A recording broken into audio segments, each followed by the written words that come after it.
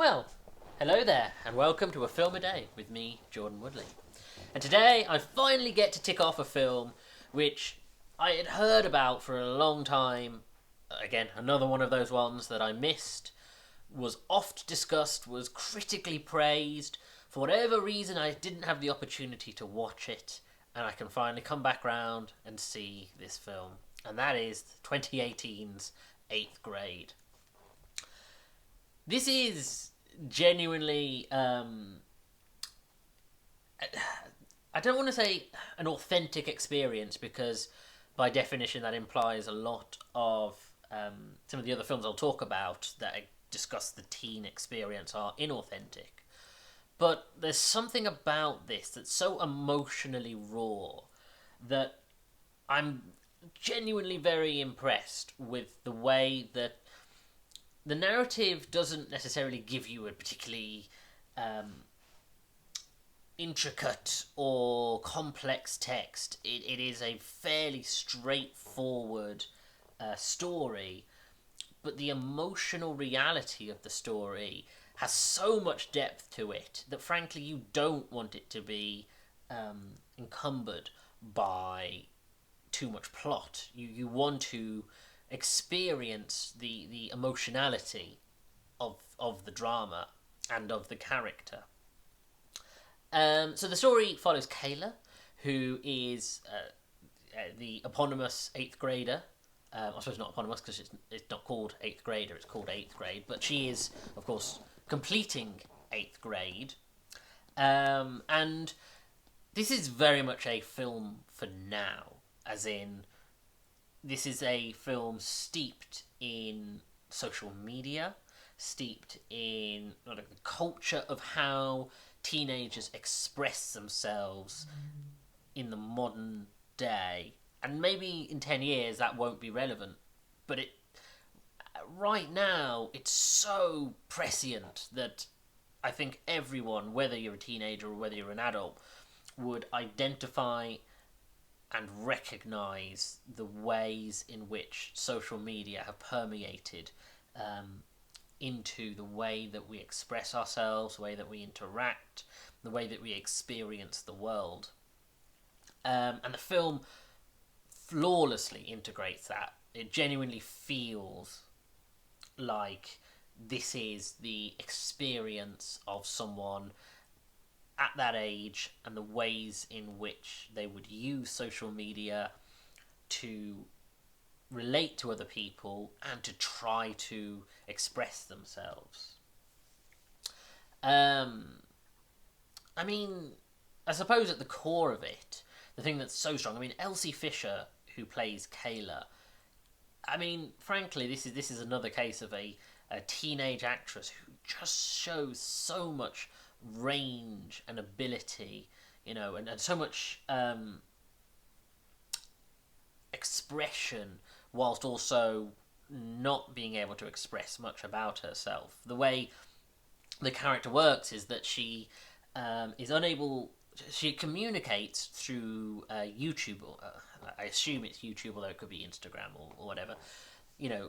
Online videos where, of course, she talks about trying to give people advice on how to express themselves, how to be confident, how to engage, how to deal with everyday problems, when in her reality she doesn't have any friends. She doesn't know how to engage with her peers. She struggles to express herself to the point where they have this very strange ceremony for awards for things like most popular, most likely to succeed, class clown. But the strange one is the fact that they even have an award for quietest students, which is an odd award. It's an odd thing to sort of point out to someone, but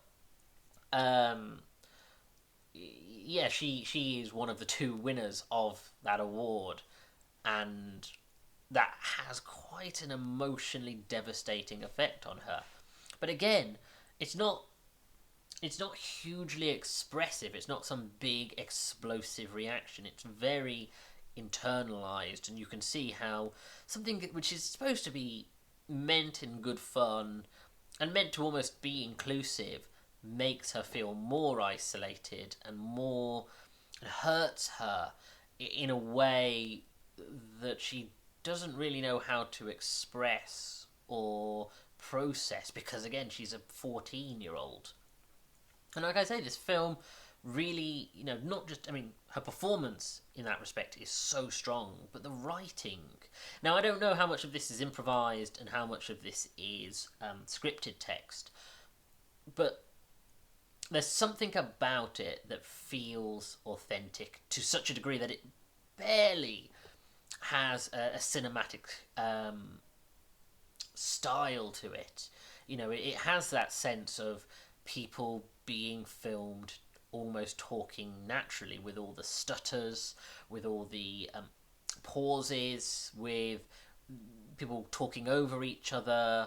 I talked about in, I think it was the Merowitz stories, I believe, where that ability to be able to demonstrate people's the way in which people try to talk to each other and try to have conversations, but in the modern age, and it might not just be the modern age, just the way we've learned to communicate involves everyone talking at once, or not talking, or kind of stuttering, or not being able to process their thoughts in a way that allows them to express. I mean, I similarly mentioned it with Rocks, and how the two female characters in that film, what they're trying to express, and yet they are unable to communicate their feelings to each other. And it's only because we know we're watching a film, and we're, as an adult from a third party point of view, and having seen the experiences of the characters, we know what they're trying to say to each other,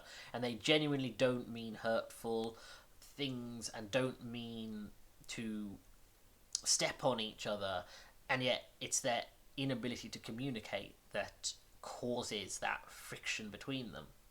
Similarly with this, it's the online videos that Kayla posts demonstrates that she's eloquent and considerate and quite kind and well-meaning, and yet as soon as she's put into a normal social surrounding, she just doesn't know how to connect to people, how to express herself.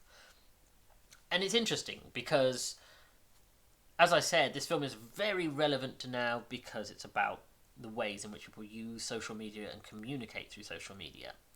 And yet, the addition to that, what that gives us, is the ability to see both the internal and external perceptions of self. It's very hard in dramas to be able to represent how someone wants to communicate and express themselves and how they perceive themselves, and yet how they are seen in a social surrounding, particularly with teenagers. That it's incredibly difficult. A lot of dramas tend to focus on late stage teenagers, when we say 17, 18, or younger kids, because younger kids have the ability to express, but they have no self awareness. Whereas when you're at that sort of 13, 14-year-old age, you both don't know how to communicate your feelings properly, whilst at the same time you're self-conscious enough that you can't just say how you feel. And I think that isn't very well or often shown in film and television. I think it's a very difficult thing to capture, particularly, adult scripting. I mean, adults find it difficult enough to script children, but to write this experience is incredibly difficult. I mean, that's like I say, films that sort of go through coming-of-age stories tend to focus a little older. Films like Mean Girls and Booksmart, which are genuinely phenomenal films, but they focus on older teenagers because it means that the writers, as adults, can relate to that more, and can put the words in the mouths of these teenagers in a way that has at least some semblance of authenticity. Whereas this film, I don't think I've ever seen a film that's been able to sort of express the way that someone of this age knows what they're trying to say and think, and yet they're constantly getting in their own way. And you can see the anguish as they just want, in the case of Kayla, where she just wants to make friends, but she doesn't know how to get over the barrier. And she uses social media to empower herself, and yet social media is also the obstacle, because the way that the other kids block her is not by being mean in a overt way, it's by sinking into their own social media holes where they don't have to interact if they want to avoid someone. Anytime in this film, in older films, you'd get an aggressive or mean spirited confrontation. In this film, any teenager who doesn't want to express something or wants to block someone in a way that means they don't know, prevents that person from communicating, whether it be Kayla with her father or some of the other teenagers, they just sink into their phones. And that's the seems to be the way that's done now, and that's how that's expressed. And again, it goes through such a range of experiences, considering it only follows a week in this girl's life, and yet you see her in all kinds of different environments, when she's happy, when she's sad. There's even a moment of tension when you genuinely are concerned for her safety. And yet there's something so authentic about it that it genuinely feels like, films like I said, this is a nice companion to Booksmart, because I think though Booksmart is more of a comedy than this is, and Booksmart is probably, again, less authentic in terms of it. It wants to be a bit more, more like a teen comedy, which has a certain maturity to it. There's something between these two films that I think there's a certain parallel in that respect, that you can see a younger girl's experience, and then it jumped to an older girl's, or a girl's plural, experiences, and particularly in this age. Whereas a film like Lady Bird, which I think also is almost there, but I think it doesn't quite capture that same sense of relatability. I mean, I'm a 29-year-old man who has nothing in common with this American teen who's constantly on social media, who it just lives a very different life to me, and yet I, in a non-verbal sense, related to the anxieties, to the stress that she experienced, and related to my own experiences as a teenager. And I think that's a really hard thing to capture, is the idea of actually the feeling of being a teenager and having anxiety, and being uncomfortable in social situations, and or being slightly hyperactive, like a character she meets partway through who tries to deal with things by just being that little bit other side of manic. And I genuinely think there's such strong characters, considering it's not about plot and dialogue, it's about these characters, trying to interact. I mean, Mark Day plays her dad. Oh no, Mark Day is the character's name, sorry. Josh Hamilton plays her dad, Mark. And that character is such a great character, because it shows a different side of the anguish of being a single father to a girl who you're desperately trying to to be supportive and communicate with and make sure that she's happy and okay, and yet because she's a teenage girl, he can't do it right, and it's not his fault. It's not that he's not trying in the right ways, that he's messing up in a way that we would go, oh, you're doing it wrong. It's just the fact that he couldn't win. There is no win in this situation. There is only failure. And it makes me feel real bad for the guy, because it's genuinely, you just see these. They're probably my favourite scenes in the films. Are the conversations between Kayla and her dad, and I think that's genuinely quite funny and quite sweet. And I think they have such good chemistry. But yeah, this is a really good film. Of course, it was highly praised at the time, and I completely understand why, because there is something about it that's genuinely relatable. I know I've said that several times, but it's so relatable and understandable. And yeah, this is the kind of film that you would show someone who, say, was 14 and say, do you relate to this? But then equally you'd show to someone who's in their 30s, and the hope is that both of them would find something in that. So yeah, genuinely fun film. Genuinely great.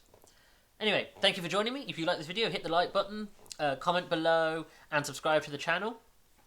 Follow me on Twitter at Jordan_Woodley, where I'm always tweeting about movies and TV shows, and of course I put the uploads to this series when the videos are ready. Please do check out my back catalogue of films as well. Thank you for joining me. Take care.